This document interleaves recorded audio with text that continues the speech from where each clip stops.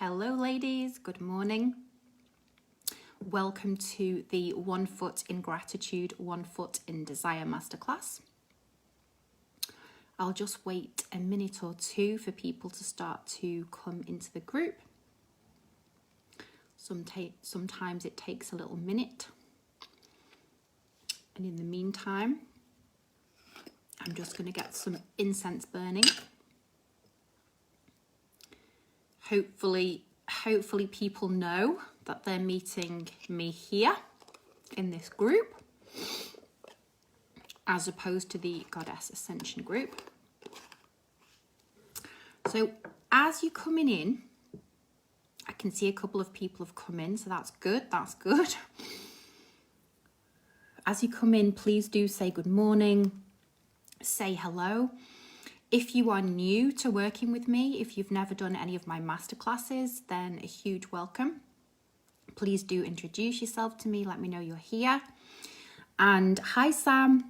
Welcome. Lovely to have you. If we know each other, if we're friends, if you've done lots of my programs before, or you know me in real life, then please do also pop on and say hello. And if you don't have a notebook and you'd like to grab one, then now could be a really good time to do that. And just drop me a little word in the chat and just let me know how you're feeling this morning, what kind of energies are moving through you, how you're feeling about receiving these transmissions. Just pop me a couple of comments in the chat so I know who I'm talking to, I know who's here, I can start to tune into you. Come on in, everybody is incredibly welcome in the space. Thank you so much for saying yes to being here. Thank you for being a vibrational match for these teachings, because the fact that you're here suggests that you are. Good morning, Paula, lovely to see you. Leanne, lovely to see you. So I was just saying, if you don't have a notebook and you'd like to grab one, then do that now. And if you haven't yet said how you're doing this morning, hi Paula, just drop me a little word in the chat. Just say, hey, I'm doing good, or I'm feeling anxious, or I'm feeling overwhelmed, or I'm feeling excited. Just give me a little indication of how you're doing. Hi Lindsay, welcome. Lovely to have you, lovely to see you. Bridget, she's on.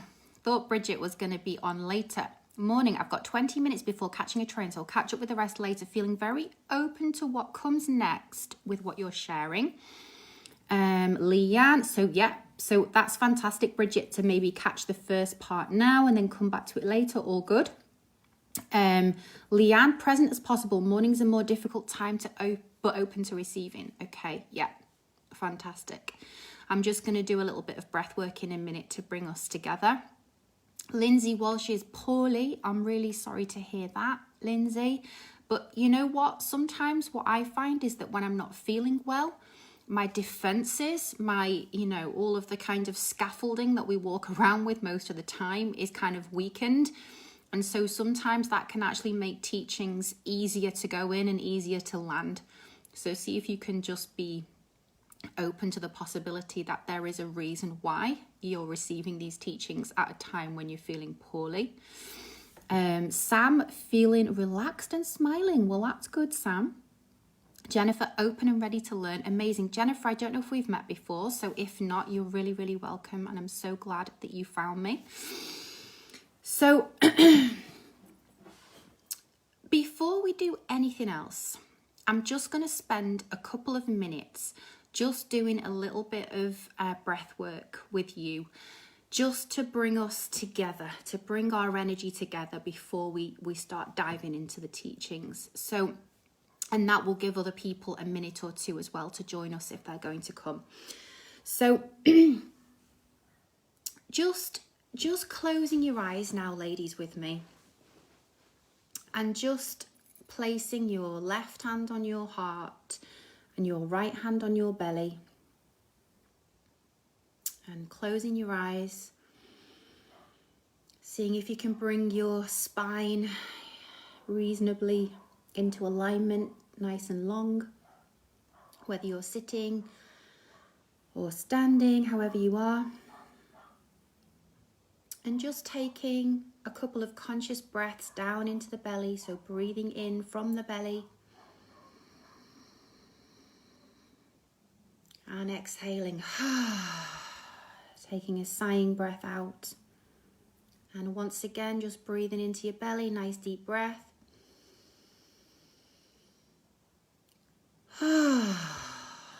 And sighing the breath out. One more time, breathing into your belly with me. And releasing the breath. And then just gently bringing your awareness into your left hand, into your heart space. Taking a nice deep conscious breath into your heart. As you inhale, just notice the sensation of your heart area lifting and expanding. And as you exhale, just noticing the sensation of the chest dropping back to its resting position. And once again with me, just breathing into your heart, nice deep breath, allowing the space to open.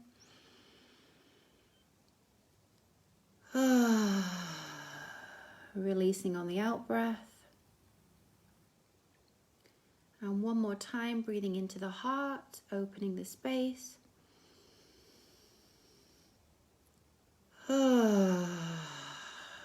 Releasing. And just dropping your awareness back into the right hand into the belly, breathing back into the belly again. Sighing breath out. One more breath into the belly, just allowing that space to expand. Release. And now just dropping your hands. Hi Baha, good morning. Just doing a little bit of guided meditation just to bring us into the zone. So this time, you might want to open your eyes for a second just to see what I'm doing. But as we inhale, we're just going to draw the shoulders up to the ears and hold the breath for 2 counts. And then as we release, we're just going to release any tension in the body, anything that we're holding that doesn't serve us as we move into these teachings. So breathing in when you're ready, bringing the shoulders up, holding the breath, 1, 2, release, dropping the shoulders down. Once again, breathing in, drawing the shoulders up, holding the breath for 2 counts, 1, 2, release.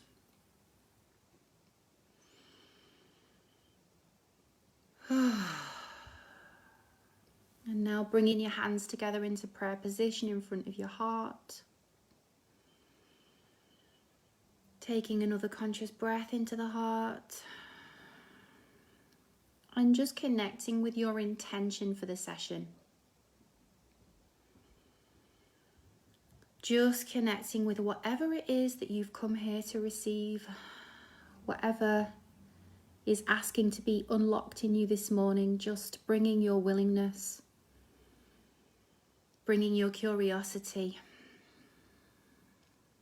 bringing your presence.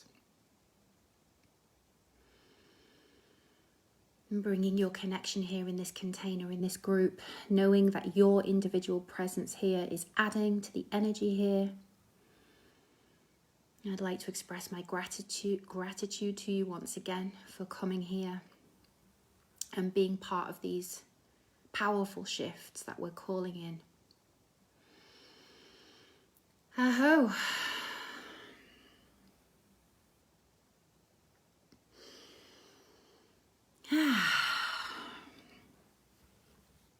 So, how are we doing now post just taking a few minutes to ground in? How are we feeling? Feeling a little bit more present? Feeling ready to dive in? Let me know. And yeah, just feel free during this class to just open with me, share in the comments anything that comes up for you, any responses. Everything is so warmly received. So I'm just lighting some Jupiter essential oils and incense this morning. to allow us to really drop into the expansion of these upgrades that are coming through. Jennifer's feeling calm and centered. Fantastic. Really happy to hear that. It's a really good place from which to receive. So, the topic of today's masterclass is 1 foot in gratitude, 1 foot in desire. For those of you who have worked with Melanie and Leah, or with me, then you will know this mantra that came from Melanie, and which many people like me who've worked extensively with her have coined. And Melanie's been using this term, for the whole time that I've been working with her, and at a pretty superficial level. I had a good understanding of what she meant by that if we can keep 1 foot rooted somehow in gratitude, in appreciation for all the blessings that, we can so often forget to take the time to appreciate. Really happy, Bahar, that you had a good sleep, ready for magic? Yeah. So we're surrounded by blessings, right? There are blessings everywhere we choose to see them. The problem is that the vast majority of the time, we are not looking for them. We are not energetically conscious of them, aligning with them, and expressing this kind of bodily appreciation of all these things, all these wonderful things that are in our lives.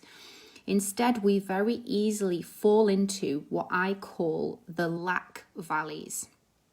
And just let me know if you've had a chance to have a look at the diagram that I posted in the group of the mountains and the valleys.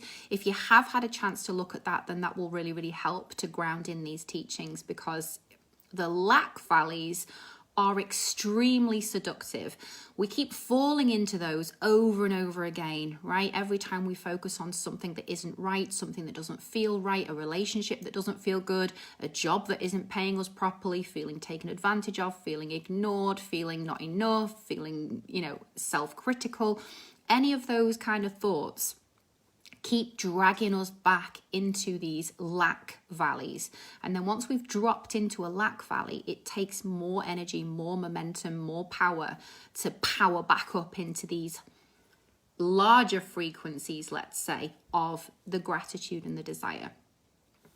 So the gratitude side is the side that keeps us grounded, the frequency that keeps us connected with a sense of abundance, blessings, privilege, all the wonderful things that we already have. And then the 1 foot in desire is the awareness of what else we're calling in, what else we're ready to magnetize, what else we're ready to amplify in our field. Yeah. So in a nutshell, that is the essence of Melanie's mantra of 1 foot in gratitude, 1 foot in desire. Does that make sense? That somehow having that foot in the gratitude is the anchoring that we need to allow ourselves to play in the field of possibility and potentiality with our desires without falling into the lack valleys in between. So I'm going to try and explain to you this morning some of the key things that have come to me as I've gone deeper into my exploration of what this actually means at an energetic level. So in order to understand anything in terms of how we're operating and where we're out of alignment, the root of all of it is always in the formative years, right? So some of you have just completed my program, The Inner Twins, and actually I had no idea until I started really going deeper into this 1 foot in gratitude, 1 foot in desire concept, how much that maps onto the inner child work as well.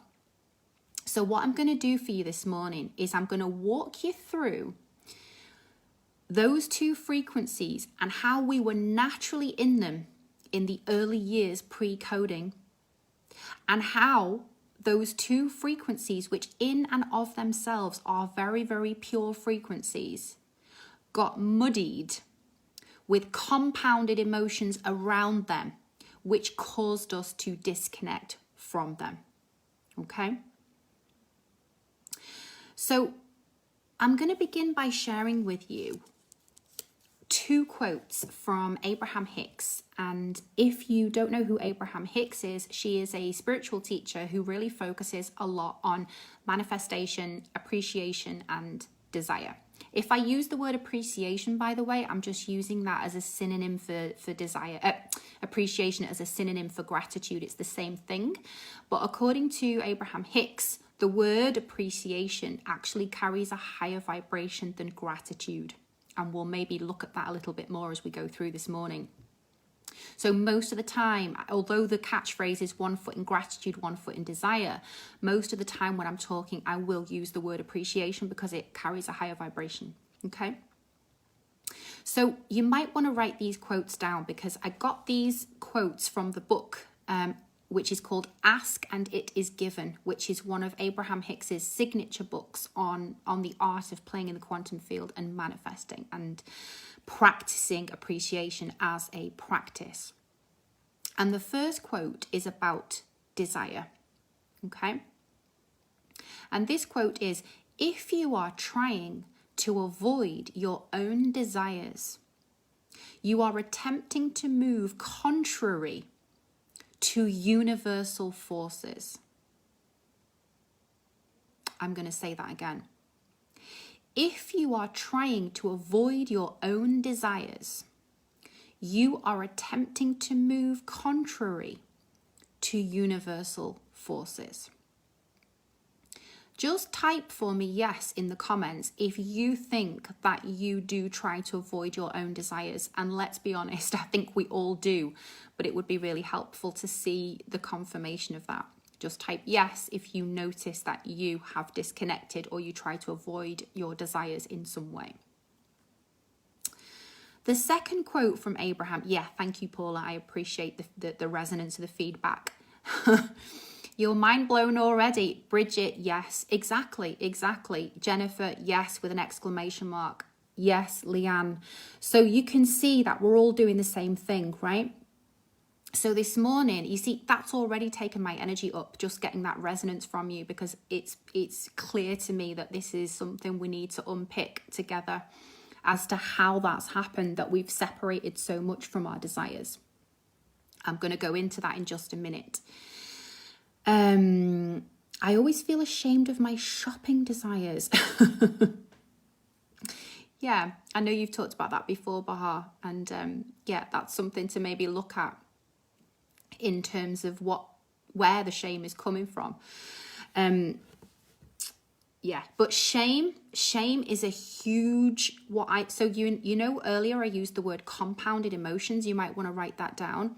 A compounded emotion is where one emotion kicks in and then other emotions compound on top of it, clamp onto it, and then change the frequency of it. Okay.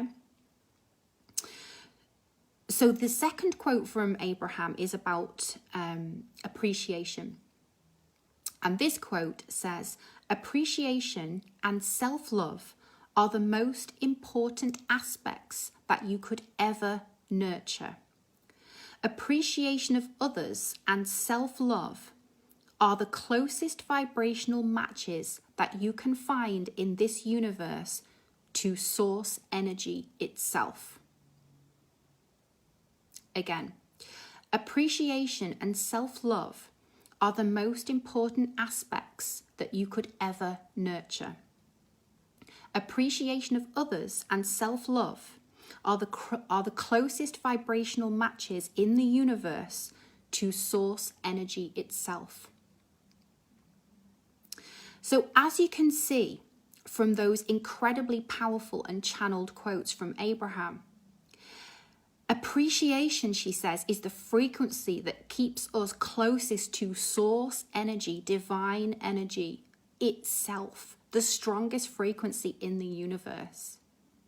And if we're attempting to avoid our desires, we are attempting to move contrary to universal forces flowing through us. So in order to move forward, ladies, in any kind of significant way, We have to go back to look at the formative years, and that's where I'm going to take us for the beginning of this class, and how we ended up disconnecting from these very pure frequencies of gratitude and desire.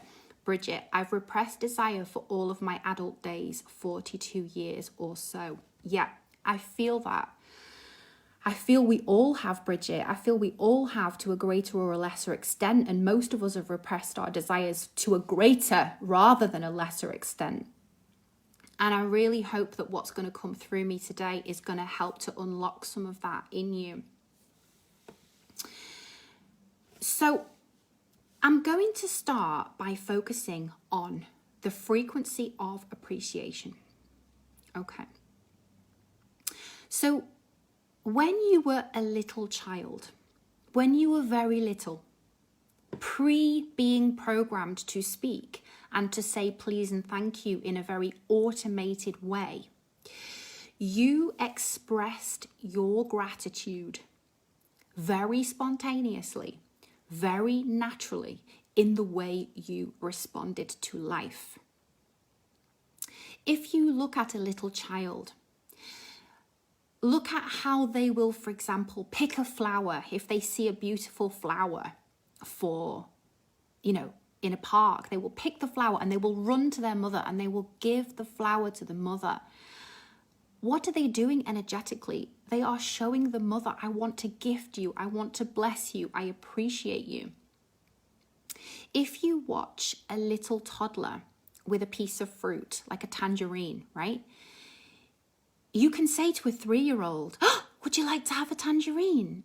And the 3-year-old will be like, oh, yes. And they will get excited because they are still in the frequency of awe and wonder and joy at the natural world, at the fruits of the abundance of the natural world, right? They will sit and they will smell that tangerine. They will hold it in their hand. When they eat it, they will usually make very contented noises. They'll smack their lips together and they'll be like, right? So the 3-year-old experiences or expresses their appreciation for the abundance of that fruit in the way they might quiver through their body if they like the sensation of it, or the taste of it, they might squeal with delight. So they're expressing their appreciation. When grandma comes to visit and they see her at the door and they run with open arms to embrace her, they are expressing their appreciation, right? So it's clear to me, if we observe the behavior of very young children, when it snows, what do? They go outside, they look up at the sky, they twirl around, they open their mouth. Very often a small child will open their mouth to receive the snowflakes. They will look up into the sky and you can see on their face they are just in a kind of state of rapture as to how this awe-inspiring white carpet of snow can possibly be covering the earth, right? They will want to play in it, they want to touch it, they want to taste it, they want to build with it, they want to interact with it. All of that is at a frequency level emitting the frequency of appreciation, appreciating the gifts of the natural world, right? Appreciating the presence of grandma who's just turned up on the doorstep. I don't know whether you remember as a child, maybe your grandmother giving you a pound coin, that kind of thing, but I can remember my grandma giving me pound coins and placing it in my hand and just looking at the coin and feeling excited and anticipating what I might be able to buy with the coin, maybe doing a little happy dance. All of that is examples of how we viscerally expressed appreciation in those early years. But then what happened? Mother, or whichever other, your dad, whichever other teacher, other parental figures in your life started saying to you, excuse me, did you say thank you to grandma for that money? Did you? I didn't hear you say thank you, right? Type yes in the comments if you can remember being told off for not saying thank you. Because I realised when I started really going into this in my own mind the other day, just how significant that was. Type yes if you can remember being told off for forgetting to say thank you, or for, yeah, Paula, yeah. So what happened then was gratitude, natural appreciation. So I'm going to take you back to that image of like being 6 years old and exactly, Leanne, of being like 6 years old and getting that pound coin in your hand and feeling the delight, feeling the joy, feeling the rapture moving through your body of like, wow, this is a gift, it's gold, it's shiny, it's magic. And then suddenly that frequency being interfered with by an adult saying, have you said thank you? Now, it's not that the adults were wrong to tell us to say thank you. And if you're a parent, it's definitely not that it's wrong to, it reinforced to our children, the importance of saying those socially conventional things that, we use in order to express gratitude to others. It's not, that in and of itself is not per se wrong. But what happened was the natural appreciation that we were feeling got compounded with shame, right? Like, shit, did I say thank you to grandma? Like, I know I was feeling it. I know I was feeling it through my body, coursing through my body. But did those formulaic words that I was supposed to say to her to make her feel good, did they leave my mouth? I don't remember. Shit. And then we approach grandma with this kind of ashamed energy, and then the head's down, and suddenly the joyful frequency that we were in has been compounded with shame. Does that make sense? Now, as far as desire, once again, yeah, the conditioning of I'm always wrong, I can't do anything right. Exactly.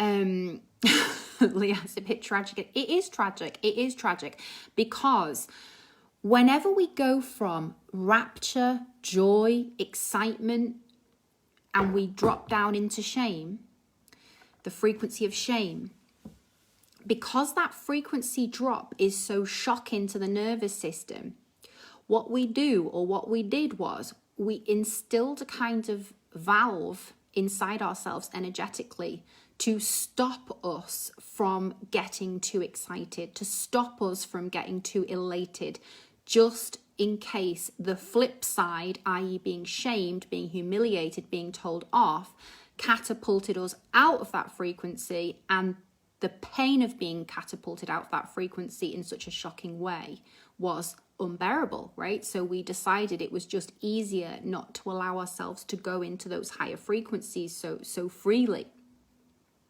Same thing happened with desire, okay? So when you were very little, sorry, my ring light was wonky. When you were very little, desire coursed through your very beingness, right? You saw a squirrel running up a tree and you ran after that squirrel because your desire, your curiosity to follow that squirrel was visceral and you followed it. When you were very little, if you saw somebody in a shop, on holiday, in the swimming pool, on a boat, and you naturally gravitated towards that person, you had a desire to connect with that person, you followed the desire. You didn't, when you were very little, you didn't stop to think, is this okay? Is this a good idea? Is it weird? Do I know this person? You just followed it. When you were very little, if there was a cake on the table and you saw that cake and you were 3 years old and you wanted to eat that cake, that little fist of yours would have gone straight into that cake because you hadn't had the programming that you have to wait and you have to sit at the table and you have to get the plates out, and maybe it's someone else's birthday, it's not your birthday, so you just have to be patient. When you were very little, you saw the cake, desired the cake, reached for the cake. You had an innocent lack of awareness that anything that you desired couldn't just be made manifest immediately. If you desired to kick your shoes off and not put them back on again, you just kicked your shoes off. If you desired to feel the soil between your toes, you followed that desire. If you went into a shop, I don't know if you remember being taken into haberdashery type shops when you were a child that sold buttons and ribbons and things like that. You know, your little hands would have been going into all the sequin boxes and the ribbons, stroking the ribbons, feeling the sensation of the satin, until a parent told you, don't touch, stop touching, get your hand out of there. You're not meant to touch things in a shop unless you're buying them. So your natural desire to experience the world through your senses got knocked out of you. The innocence of that got knocked out of you by continual messaging going into your field that this is not okay. So touching things in the shop when you're not meant to touch them and being told off. Again, shock, keep your hands to yourself. But actually, humans are supposed to discover the world through our senses. We are sensual beings by nature. When we're drawn to a person that we don't know as a child, there's an innocence to that. But then often we get yanked away and told to leave that lady alone or don't talk to people you don't know. And again, there's definitely a safety element there, which is important.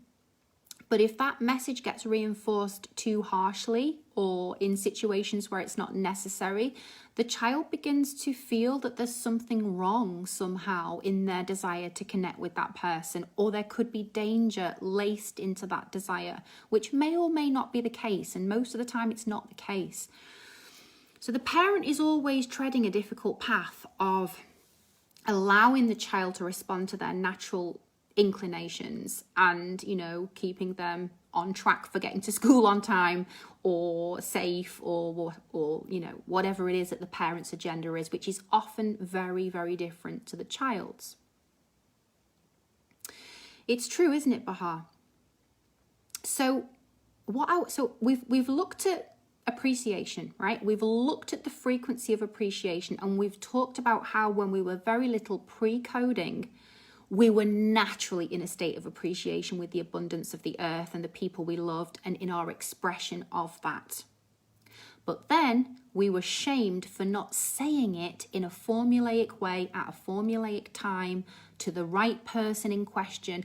Often little children express their gratitude to the quantum field. That's another really key point to understand here. So when the child receives the pound coin and the child does a happy dance and squeals to celebrate, the child is actually expressing their appreciation and their gratitude into the quantum field. But the fact is that that pound came through that individual, so therefore that is the person that you are supposed to direct your gratitude to, right? So as Bahar said, you know, there's this feeling all the time for the child of, I keep getting it wrong, like I'm just being myself. I'm just being myself and I'm getting it wrong.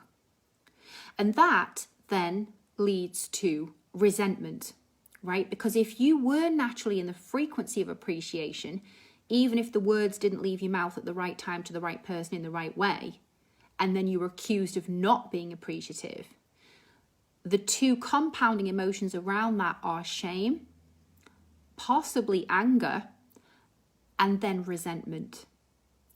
That all of those things have caused us to disconnect from the frequency of appreciation, right? In a similar way with desire, we've already covered this point that we naturally came in following our desires in an incredibly intuitive way. But then we were told off for following them. We were punished for following them. We were injected with possible fear scenarios around what might happen if we followed our desires. We were not supported to follow them. And so we became ashamed of those too, or frightened of those too. And so what did we do? We disconnected. So I'm gonna give you a story that kind of illustrate. Sorry, this thing is not wanting to stay still.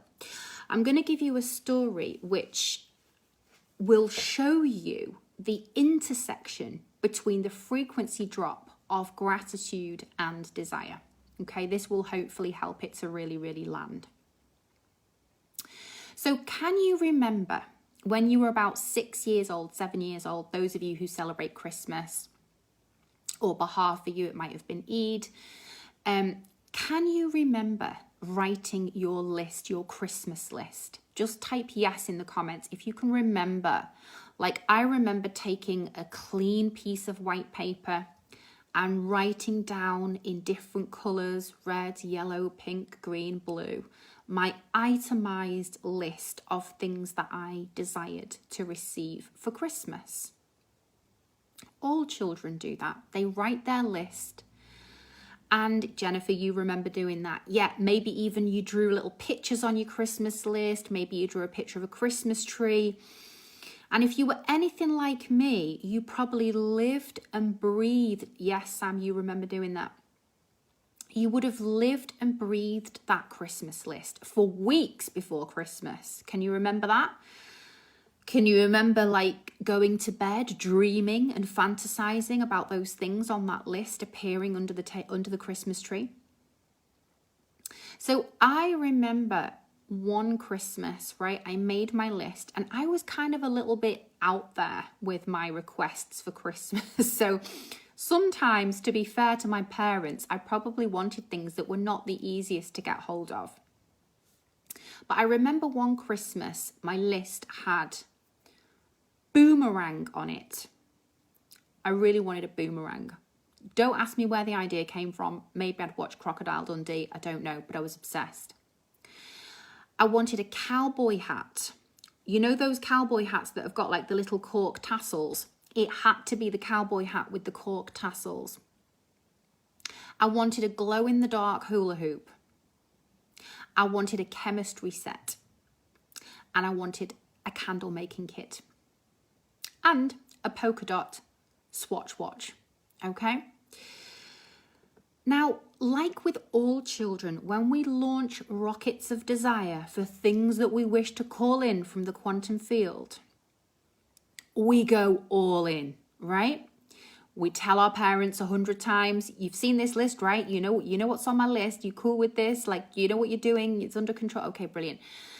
And then at night time, we go to bed. And what happens with the young child is that we connect to our desires in a very visceral, bodily, fully embodied way, right? So I could see myself launching that boomerang. I could feel the varnished wood of the surface of the boomerang in my hand. I could see in my mind's eye that boomerang rotating and coming back to me, and the blue sky behind it, and how magical it was that you could launch this boomerang as far as the eye could see and it could come all the way back, right? Like, that was magic. I could see myself.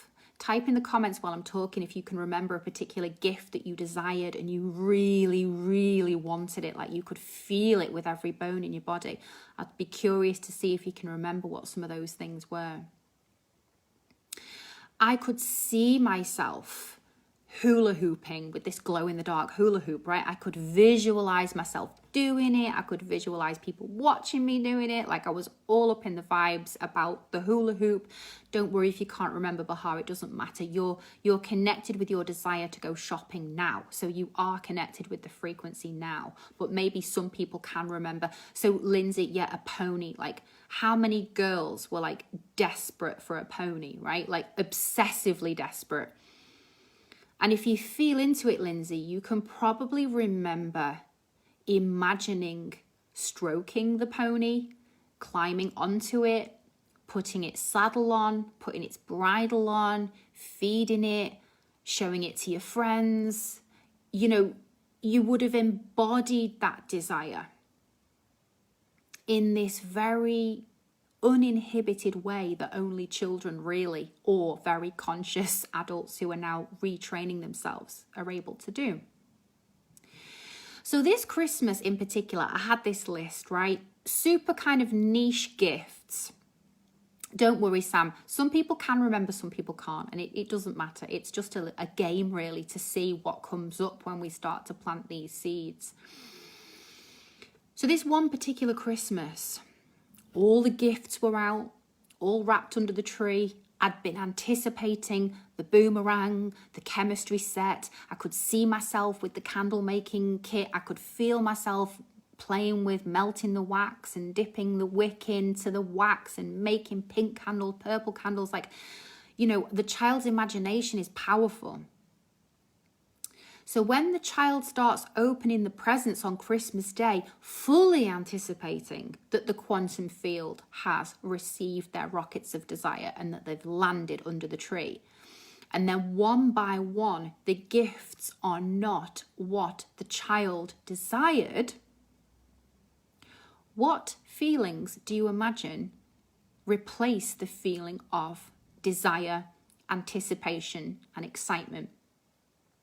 Just type in the comments, what feeling or feelings do you think replaced the feelings of excitement, anticipation, desire?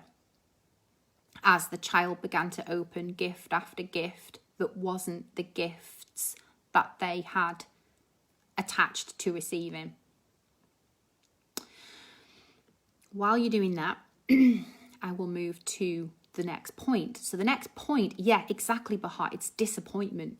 Desire to disappointment is a painful frequency drop. It hurts. It hurts. And that's why we disconnected, because the drop was painful.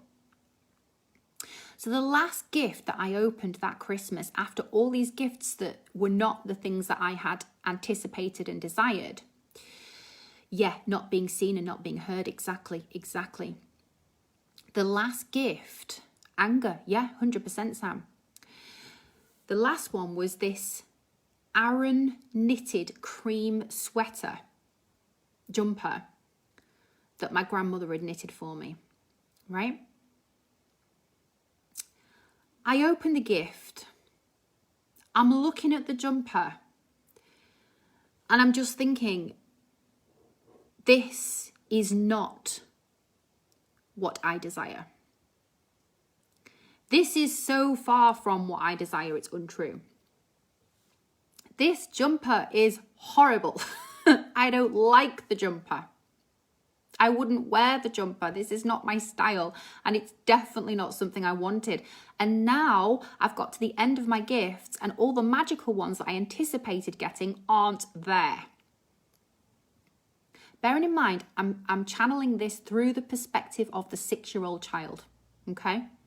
Not channeling it through my perspective now as an adult that understands that whatever the gift is, you're supposed to show appreciation. I'm channeling it through the eyes of the child. Disappointed, absolutely. It's such a powerful emotion, Paula. Disappointment, it's so, so strong. So picture the scene. I've opened the jumper. I hate the jumper.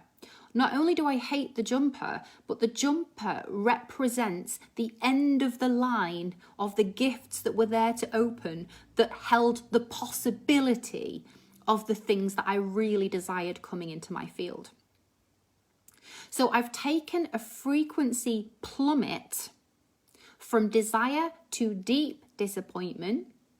Following the disappointment, as Sam said, comes anger for the child. Comes anger. And bear in mind, ladies, these emotions that the child experiences are incredibly pure. They're pure. They feel all of them. It doesn't matter whether it's anger, fury, rage, disappointment. They are pure. So the anger comes. What underpins the anger for the child is a sense of feeling somehow misled, not being met, not being heard, not being understood. So I started to move into probably expressing quite visually the anger and the disappointment and the rage, the fury at the disappointment. Then I look up at my mother's face and she's looking at me like, you better not. You better wipe that look off your face right now. And you better remember your manners. You know, that kind of look that your parent gives you that you're like, and you shit yourself and you're like, oh my God, oh my God, oh my God. So now, excitement, desire, and anticipation have got laced with disappointment, bitter disappointment, anger, frustration, rage. Now we're going to add to the cocktail fear, because now mother is looking at me like, don't you dare behave like that towards grandma when she's knitted you this beautiful jumper. So then I've gone into fear. Then there's a whole family story about how my older cousin in Canada, who she also knitted one of these sweaters for, actually posted the jumper back to my grandma in the post, much to say, I don't like it and I don't want it. And my grandmother was understandably heartbroken, right? So now my fear, my anger, my disappointment is now compounded with guilt. Oh no, because my cousin's response was so rude to the jumper. It's now my job to make up for that by looking or appearing to look really fucking pleased with this jumper. So now the child is being asked to pretend. Now the child is being asked to mask all of the genuine responses and to put on a pretend response of, thank you, Grandma. I really like it. I can't wait to try it on. You know that robotic voice that children have when they're learning through adults to pretend to be happy and to be grateful when they're not. OMG, this is why I don't like presents. Yeah. Yes, Paula. Many of us have got a very ambivalent relationship with receiving presents, because coded with receiving presents is the possibility of excitement, anticipation, and disappointment. Coded with that is, I'll then feel guilty for feeling disappointed. Coded with that is, I'll then have to deny myself and pretend to be grateful. So now we resent being asked to feel appreciative in the moments when we don't feel appreciative. So now we've disconnected from that as well. So can you see? I just want you to type yes in the comments if you can now see how you/we have ended up disconnecting from the frequencies of desire and appreciation. Appreciation is laced with resentment because we're forced to say it at times when we may not feel it, and we're not seen and we're not understood in the moments when, as a child, we expressed appreciation maybe in a non-verbal way, right? It was like in the adult world, that didn't carry the same currency and therefore didn't count. And what the child understands is, I'm being told off for not being appreciative, but I was feeling it, but now I'm being told I wasn't, or I wasn't expressing it right. So I don't actually want to just engage with these energies at all, right? Yeah. So Leanne, you're also resonating with how this disconnection process has happened. So what did we do at a certain age?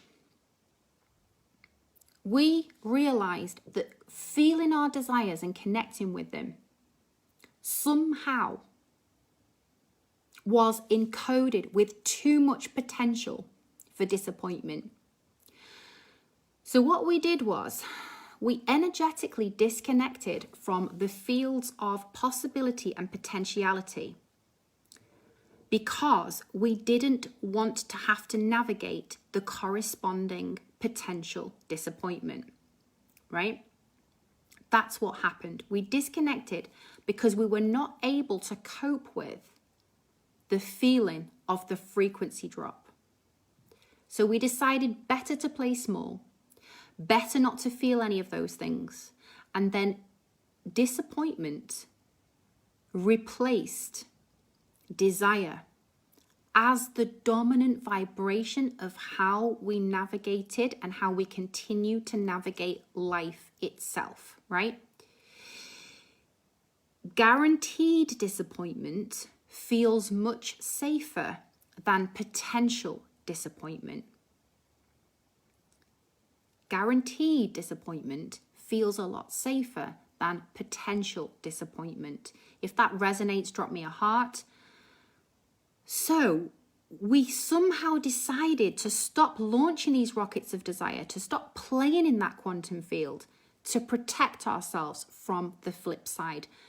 And if we didn't try to launch the business, if we didn't strive for that relationship that could possibly be the one that finally made romance and everything else all make sense, if we didn't go for the course that possibly could have taken us in a whole different direction that we would have liked to, if we just didn't strive anymore or didn't aim too high anymore, didn't ask for too much anymore, then we would safeguard against the frequency drop of going from desire to disappointment. So in so many areas of life, that's what we've done. To the point now where if you say to somebody, what do you desire? Like, journal for 10 minutes right now about what you desire. Many people would probably draw a blank at that question initially.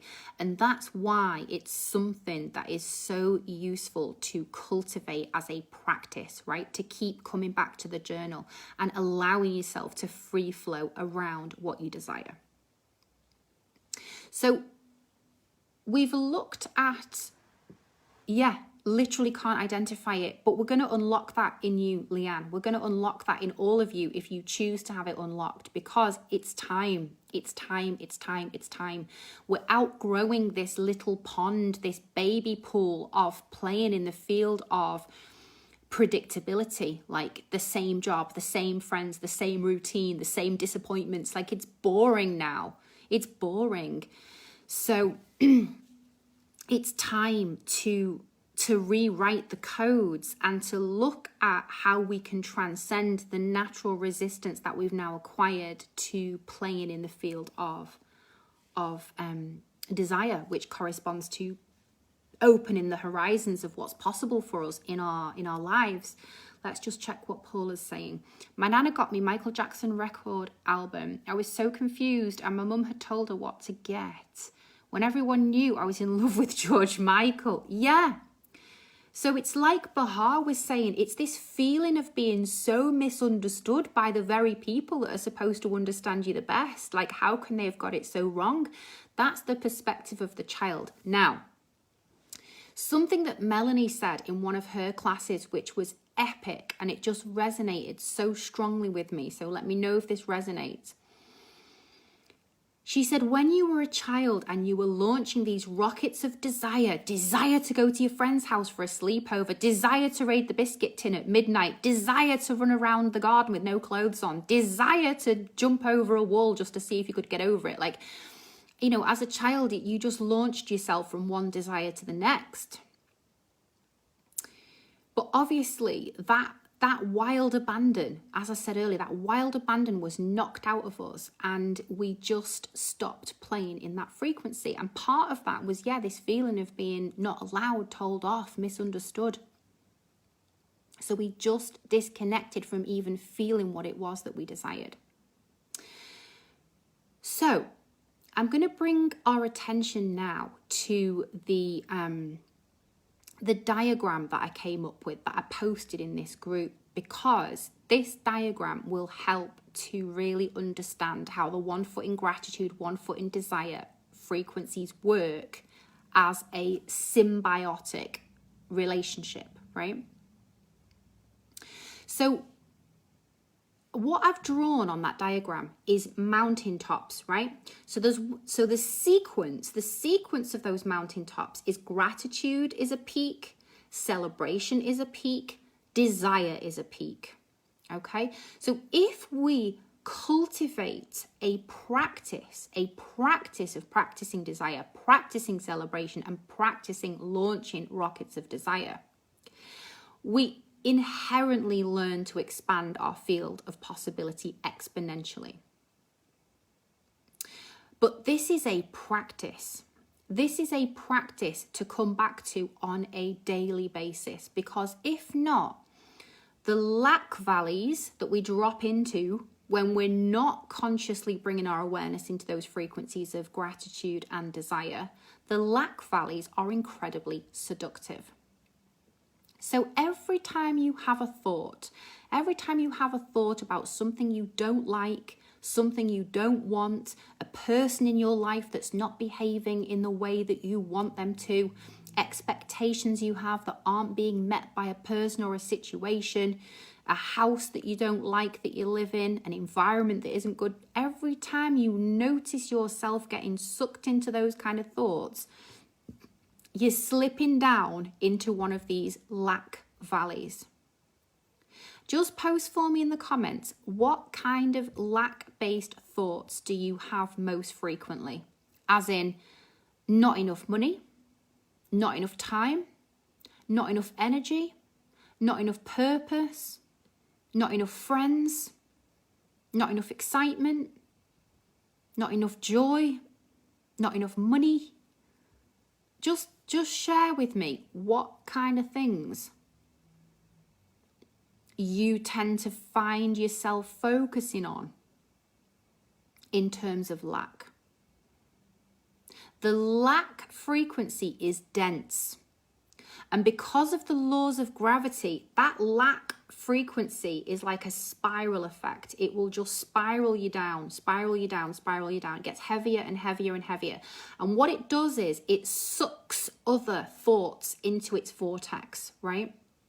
It keeps sucking other thoughts down with it. So, the more you think, I don't have enough energy, or my body's not working in the way it's supposed to, or I can't see a positive future, it's like a suction pad mechanism. It just keeps sucking more and more thoughts in that direction, right? It's like a dog. It's like dog training. The mind is like an unruly dog.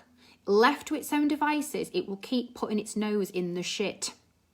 Okay? It will keep putting its nose in the shit. What we're doing is we're gently, lovingly, but purposefully pulling that puppy dog, that internal mind-based puppy dog, out of the lack valleys and back into the conscious awareness of appreciation and desire. So for Sam, for you, it's body health. Yeah, I feel you, because I also had chronic fatigue for 2 years, and it does become extremely consuming. Jennifer, not a good enough parent, as I know the importance of early years conditioning. Do you mean, Jennifer, not good enough parent to your own children or to your own child? And Leanne, energy, money, yeah. So what I have realized is, ladies, is that this formula is the thing to pull us out of these lack valleys. Okay, we need a formula. We need something to fall back on to support us to stay in that bigger vibration. Okay, especially at the moment, especially during these times, there are very, very testing things happening in the world, as we know. So now is the time, more importantly than ever, that we use our divine feminine abilities, which we all have as women, to call forth the visionary in us, right? We each have that archetype in us, the visionary, the one who can see what she desires before it's landed in her field, the one who can envisage the type of world that she wants to live in, the type of life that she wants to lead, the type of legacy that she wants to leave. That is all the realm of the goddess, the visionary, the one who can see how she would desire for things to be before those desires have been made manifest. And if there's one thing that keeps continually taking us off this path, it's we launch a rocket of desire. Let's say we launch a rocket of desire for, like, for example, I launched a Rocket of Desire last year to hit £3,000 a month as a steady income, right? That was one of my clear rockets of desire. That didn't happen. It happened a couple of times. So there was, you know, maybe one month it was like 1,800, maybe one month it was 2,400, maybe one crazy month it was 3,003, then it went down to 1,500 again. There was a lot of fluctuation, right? So if I allowed the lack mentality to win when I reviewed my finances at the end of December, I could have very seductively got drawn into, oh, well, I set that desire. I made that desire very clear. I put it on my vision board. I looked at it sometimes. I tried to remind myself that that was the intention, and I didn't manage to do it. So therefore I failed. So therefore this doesn't work. So therefore what's the point? So therefore I'm just going to spit my dummy out, pick my toys up and go home in a mood and stop and stop aspiring to play in the quantum field, because the quantum field's just taking the piss out of me and telling me I should, you know, launch Rockets of Desire, and then it doesn't work. So I'm not playing, right? Do an emoji for me, do a laughter emoji if you can recognize yourself in that spitting your dummy out thing. I'm not playing anymore. It doesn't work. I don't get what I ask for. It doesn't work. I'm not playing. Relate. Exactly. Now, what I didn't do is I didn't allow the lack valley to swallow me in with its suction pads, with its very seductive suction pads. Instead, what I said to myself was, isn't this incredible that already, if my baseline income the previous year was more like 1,000 a month, look how every month this year it's been more than 1,000. It's been 1,800. It's been 2,400. It's even hit the 3,000 mark at least once this year. It's happened, right? So the grown-ass goddess, which is the one that we want to connect with now, the grown-ass goddess is like, fuck yeah. Fuck yeah. There is a clear trajectory here of my finances going in the direction that I'm inviting them to go in. It's increased significantly from the previous year. Have I continually hit the $3,000 target? Not yet. Not yet. But guess what? There's evidence that it's coming, because if I've done it once or twice in a period of 12 months, then I am a vibrational match for that quantity of money. And the only thing that I need to work on now is becoming a consistent match, right? It's becoming a consistent match for that amount of money, which is completely doable because I'm on track. The universe is responding to my desire for more income coming in.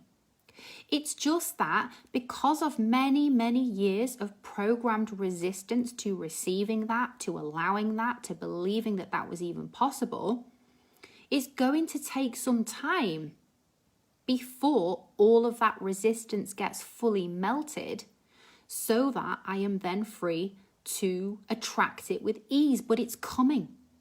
It's coming. For me, it seemed like I went in the exact opposite direction to what I had desired. Yes, Leanne, we have many, many techniques of deflecting desire. Number one technique, we disconnect from even feeling them. We don't even know what they are anymore. Number two, we resist them. So therefore, we are not a vibrational match for it. It doesn't come through. And then that consolidates the belief that we don't get what we want. And then we sulk, and then we go back into a lack valley.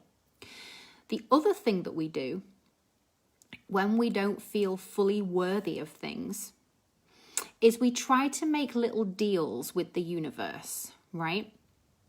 So, for example, I remember probably about 7 or 8 years ago, I completely fell head over heels for this woman that I worked with, right?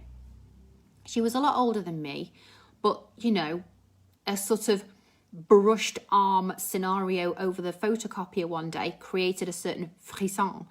And And then the next thing, all I could think about was just this woman. Like, I was like, oh my God, like I'm literally thinking about this woman night and day. And we were friends, and, you know, the kind of energy between us was building. And all I could think of was, I just want to kiss her once. Just once, and I'll be happy. Right? Now, this is what I call breadcrumb desiring. Breadcrumb desiring is when you desire something, but you don't really feel that you're worthy of it. So what you do is you just almost say to the universe, well, I know I don't really deserve a full relationship. I know I don't really deserve this woman to fully say yes to me, to commit to me, to want to be with me. So I'm just going to ask for this one tiny thing, and then I'll go away again, and I won't ask for anything else for at least 10 years. Thank you. So when we just ask for a small, tiny piece of the pie, the quantum field picks up on this person is calling this thing in, but she has a huge wall of resistance around receiving it. Therefore, we can't give it to her. Anything that we desire that doesn't come, it's very, very simple. It's because of the walls of resistance that we've built around ourselves to protect ourselves from the frequency drop of desire to disappointment. Every time. But I don't think I'd fully identified the desire, too vague and not remotely convinced I could get it. Exactly. When desires seem unattainable, we cut off from them.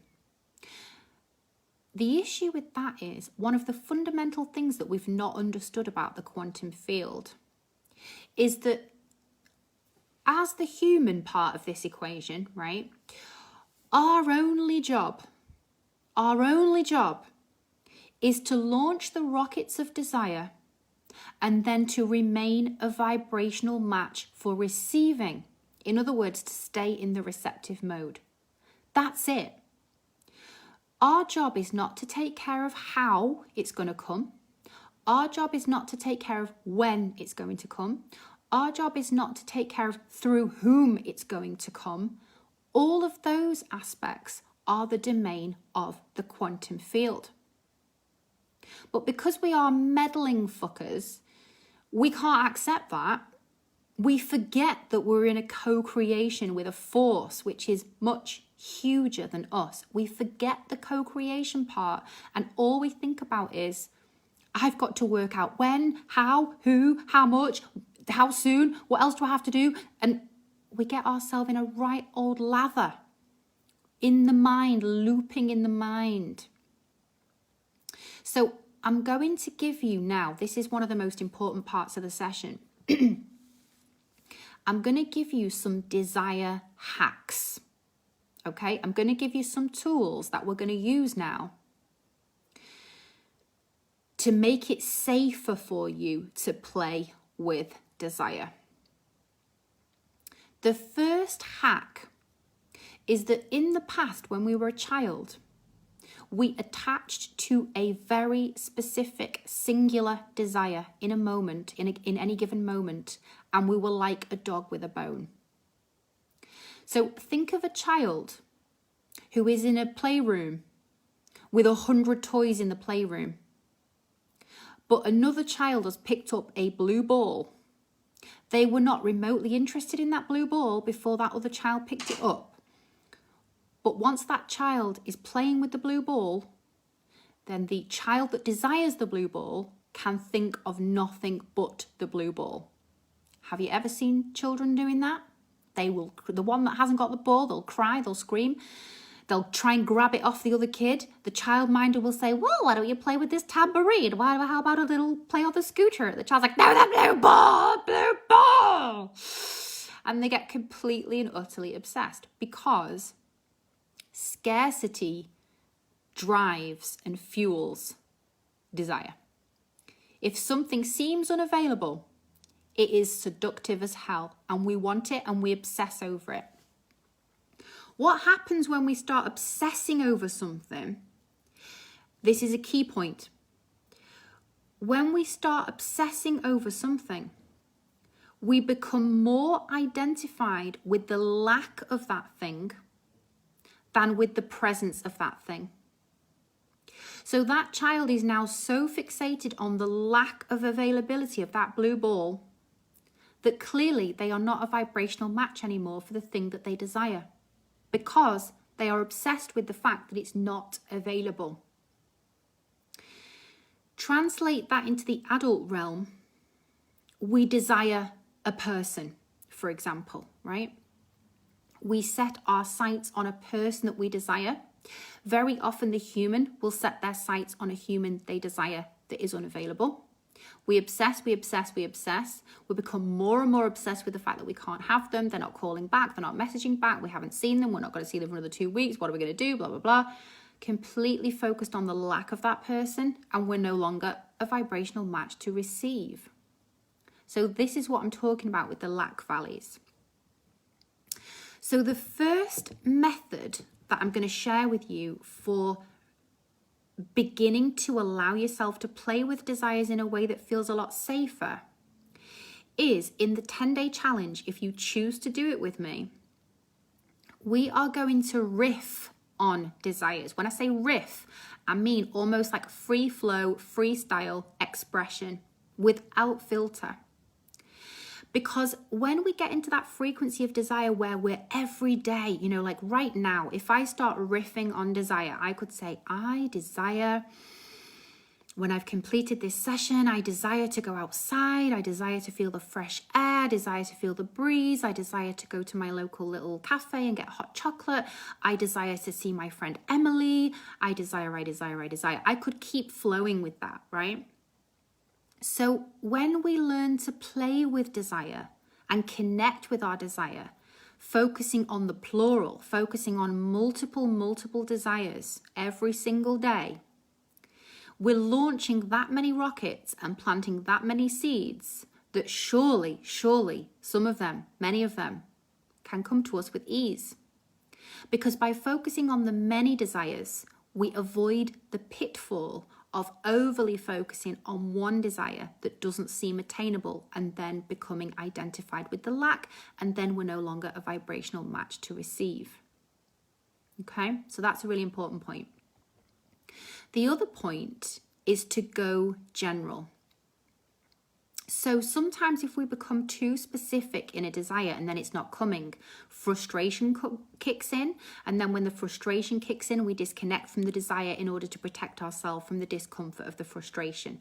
So what we want to learn to do now is we want to learn to stop this default mechanism of disconnecting from the desire for self-protection. We're going to go the opposite way. We're going to launch so many desires simultaneously that we get to feel the fun of that, the playfulness of that, the lightness of that, and then we don't keep getting stuck in the fixation that comes with focusing on one thing, right?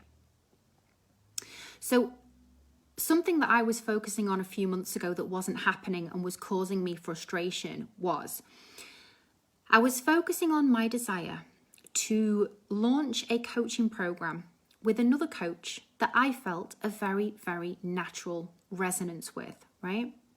And she and I had spoken and had playful conversations when we were both in the mood to play in the quantum field about all the magical things that we might be able to co-create together, how it would feel, what kind of events we'd organize, even what clothes we'd be wearing, how we'd look, how it would feel to be received by an audience.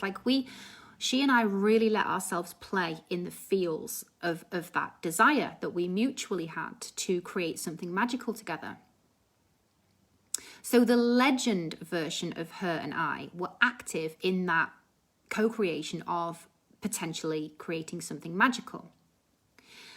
But the human version of me and the human version of her got slightly tangled up with the higher goddess version of me and her that knew that this was a perfect match. The human self, maybe on her side, was wondering if she was ready to do something with me, whether she was at the same level as me, whether she could hold the space with me, and then doubt kicked in for her. Doubt kicked in for me as to, does she really want to work with me? Does she not want to work with me anymore? Is that desire gone for her? Is it she just doesn't want to tell me? And I started coding it with rejection stories. You see how it goes. You see how it goes when we don't voice properly with each other what we're thinking and feeling? We start making assumptions. And then based on those assumptions, we reinforce non-serving beliefs. And then when we reinforce non-serving beliefs, we've dropped back into a lack valley. So the old way of navigating disappointment, or navigating the, let's say, the discomfort of having launched a rocket of desire which has not yet come into the material realm, has not yet manifested. The old way of navigating the discomfort of that was to simply disconnect from the desire itself, right? And to be like, well, I don't care. It doesn't matter to me whether I work with you. If you don't want to work with me, then fine, I'll find someone else. You know, that the inner child, the wounded child, comes out and defends herself by disconnecting from the desire. But that's not what we want to do anymore, because that does not serve us. That is literally cutting our nose off to spite our face. That does not keep us in the frequency of calling in the thing that we do want. So what we do is we put our big girl pants back on. We give the little wounded child a little bit of soothing, and we tell her it's okay that she feels that way, and we spend some time with her. And then we move through it. We move through the block by going general. So when I say going general with desire, the trick there is, instead of focusing on this person, got to do this collaboration with this person. If I don't do the collaboration with this person, I don't want to do it with anybody. That keeps you in a state of resistance. That prevents even that person from collaborating with you, because you've got so much resistance around it being anyone else, and so much resistant thought around it being possible with this person. So what we want to do is we want to get beyond that. So what we do is we start to dissolve a little bit this energetic clench that we've got around it having to be this person, this year, now, in this way. Take a breath and connect with, okay, what is it about this person that I'm so drawn to? It's that I feel such a perfect match with her. Okay, what else? I feel really supported with her. Okay, great. What else? I feel excited to work with her. Okay, great. What else? I feel like we could create magic together. Brilliant. What else? I don't know. It just feels good. It just feels good to think of working with her. Okay, so let's change the desire. Let's change the desire from I want to work with X person to I want to co-create with someone that I feel excited to co-create with. I want to co-create with someone who feels like a wonderful match to me. I want to co-create with someone who I can really do wonderful things in the world with, and who it feels fun and exciting and fresh to work with. Can you feel how when I start to riff on the desire that underpins my obsession with working with that one person, that something softens in the heart, right? Something opens up in the heart chakra. It's like you've released, it's like the dog that's finally released the bone in order to then receive more fully, because we're no longer screening. The quantum field doesn't understand, I want this, but not this. I want this person, but not anybody else. The quantum field doesn't understand negation. Either you want it or you don't want it. Does that make sense? So to only want something with one person, whether that's romance, whether that's a working partnership, whatever it is, it's encoded with lack. It's encoded with resistance, because you're trying to almost blackmail the universe by saying, well, it's either got to be this person or I don't want anybody. Universe doesn't respond to that. It literally responds to, are you an open channel to receive, or are you not? So the hacks to beginning to work with desire in a way that feels safer are launching multiple rockets of desire to stop yourself fixating on one, and to go general instead of fixating on one person, one thing, one opportunity, and to go deeper and look at what do you want to feel? How do you want to feel through this experience? The universe responds really, really well when we reconnect with what we want to feel. So, the reason why gratitude and desire work so well together is that the appreciation for what we have, when we cultivate that as a practice, when we journal on it daily, that opens the heart space. Think of the heart chakra as like a kind of satellite dish. The gratitude and the appreciation puts us in the frequency of abundance. It puts us in the awareness of being surrounded by and filled with so many wonderful things, which stops us from falling into the lack valley. So the gratitude, the appreciation part, which you may initially experience resistance to, you may initially think, I don't feel like being grateful, I'm not grateful, I'm in a bad mood. And that's why it becomes a discipline to keep saying to yourself, okay, but I'm going to turn up. Okay, but I'm going to do the journaling. And if you do it daily, if we do it daily together, I can promise you, you are going to notice after 10 days, you are feeling completely different. And if there is resistance to doing the appreciation part, remember what I said about how it's actually very understandable that that resistance is there, because in childhood we were told on cue to show appreciation when we didn't, or guilted for not saying it when we should have.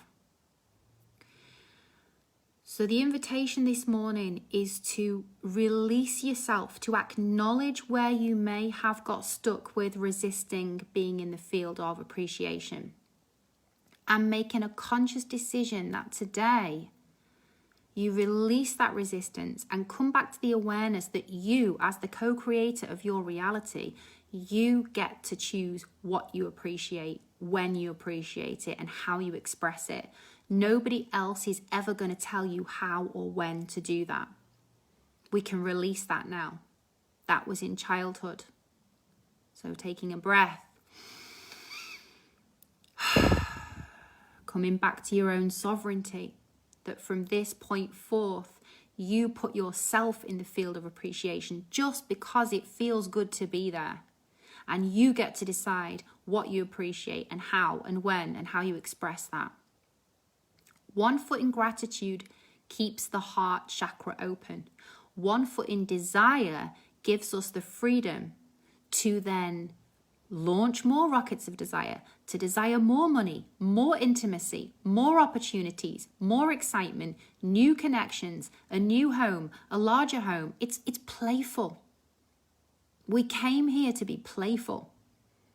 We came here to experience our own incredible power to manifest every single thing that we can conceive of, feel into, imagine, and then stay a vibrational match to. It gets to be playful. So if we only focus on gratitude, that can lead to a certain stagnation, right? That's almost part of the you should be grateful for what you've got kind of thing. That's amazing, Leanne. Yeah, exactly. The discipline is such a key part of this whole process. And that's why I'm setting the challenge, because we support each other to stay on track when we do it together. So if we only focus on you should be grateful for what you've got, that is coded with shame. That is coded with shame that you're already so lucky to have what you have. You shouldn't want anything else. That can create stagnation. 1 foot in gratitude and the other foot moving through into desire creates momentum. It's a completely different frequency when you play with them together. If we only focus on desire, we can become contracted, right? Because it's like more, more, more, more. So the sequence has to be appreciation to create the space in the heart chakra, celebrating what comes through so that we're sending a signal to the quantum field that we appreciate it by acting out that appreciation in the form of celebrating, having a special dinner, having special glasses at the dinner table, proposing a toast to yourself, proposing a toast to any family member that's got something to celebrate. You know, it's about really making it part of our daily practice now to to notice and to cultivate those things. So it goes gratitude, appreciation, open the heart chakra, celebration, acknowledgement of all the blessings and all the wonderful things that are coming into our field, sends the message to the quantum field that we want to play in this field of abundance, that we like it, that we're a match for it. And from there, we get to launch the rockets of desire. We launch the rockets of desire, things come to us, we experience and practice appreciation for those things. That keeps the heart chakra open, that keeps that satellite dish in the chest receptive, in the receptive mode for more to come in. It's very simple. It's very, very simple. It just requires dedicated practice. So those are the key teachings. You've received the teachings. You've understood how you've disconnected from the frequency of abundance and desire in childhood because of all of the coding that was laced on top of it. Shaming, humiliation, punishment, disappointment. Coming back to gratitude is the medicine for avoiding getting swallowed up in the disappointment. If we play in the quantum field and we launch rockets of desire, there will be some disappointment. And it's okay to feel that in your body. But what we don't want to do is we don't want to stay there, we don't want to get stuck there, and we don't want to make stories about why we're there that compound the belief that we're not a match. Does that make sense? So feel the disappointment if it comes. Know that you've got the power to feel it, move through it, move past it, launch more rockets, and keep coming back to the appreciation side of it so that you bring yourself from disappointment, you launch yourself back into abundance. Because when we're in the frequency of abundance and appreciation, we cannot simultaneously be in the frequency of lack. It's not possible. It's either one or the other.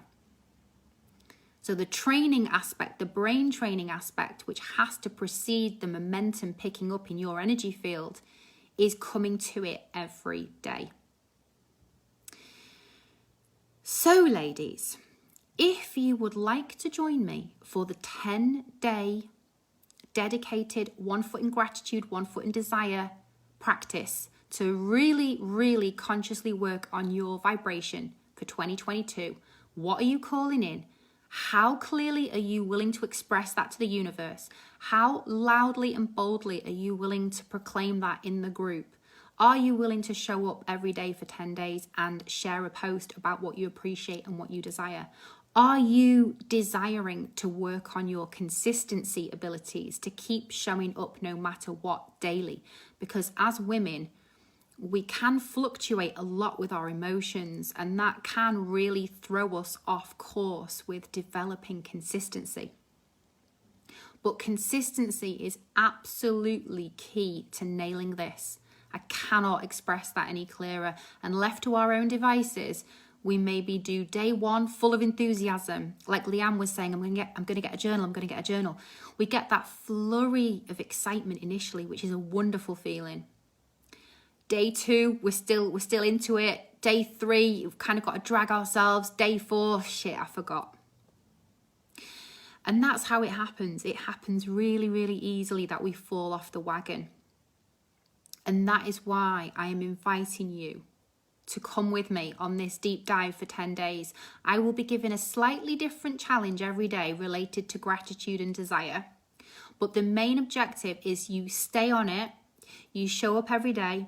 Doesn't matter whether you spend 2 minutes on it or 20 minutes on it. It just matters that we develop the consistency, that we do something every day. And by the end of the 10 days, we're going to have a celebration call, and we're each going to practice doing a rampage of desire and a rampage of gratitude with an audience, so that we're stepping into our willingness to be seen in the expression of our truth. So I'm going to leave this live here for the next 48 hours. If you feel called to watch it again, please do. If you haven't seen it yet, but you've caught it on the replay, then thank you so much for joining later. For you wonderful ladies who were here with me this morning, I appreciate you hugely. I am going to leave this for 48 hours. you can, if you feel a yes to do the challenge with me, then just send me a PM and just say, I'm in for the challenge, and I'll send you my PayPal. It's £65 for the 10 days, where you will have full support from me, full support from the group, and most importantly, you will have a commitment to yourself that you're in this, because it's one thing to understand the codes and get the teaching points. It's a whole other thing to develop the discipline to be in the practice. It takes momentum building to really notice those shifts in your vibration. It will take momentum building. So that's why I've decided to go for the 10-day challenge. I'm pretty confident at the end of the 10 days, you're going to feel like, hell yes, I know what I desire for 2022. I know where I'm going. I'm not afraid to proclaim it. And I've got the tools in the toolkit to keep bringing myself back to the appreciation side so that it feels safer to play in the bigger field now of conscious rockets of desire. So thank you so much, Leanne. Thank you, Bahar. Thank you, Paula. Thank you, Sam. Thank you, Nikki. Thank you, all of you who were here this morning. PM me to say I'm in if you want to do the challenge. And if not, I am so happy that you've enjoyed the teachings. I'm so happy that you've enjoyed this and had access to this free masterclass. And you are welcome to watch it again. It will come down at, if I haven't heard a yes from you that you definitely want to do the challenge, I'll take you out of the group by Saturday morning. Saturday morning, we will meet on a Zoom to set our intentions for the 10-day challenge, and then we will move forwards from there. So you do need to PM me if you're in. Thank you. I love you. I really, really hope that this has helped in some way to unlock something in you. And for those of you who want to join me for the challenge, I can't wait to spend the next 10 days with you, really developing our consistency muscles together. Have a wonderful day, and I will see you hopefully on Saturday. Bye for now.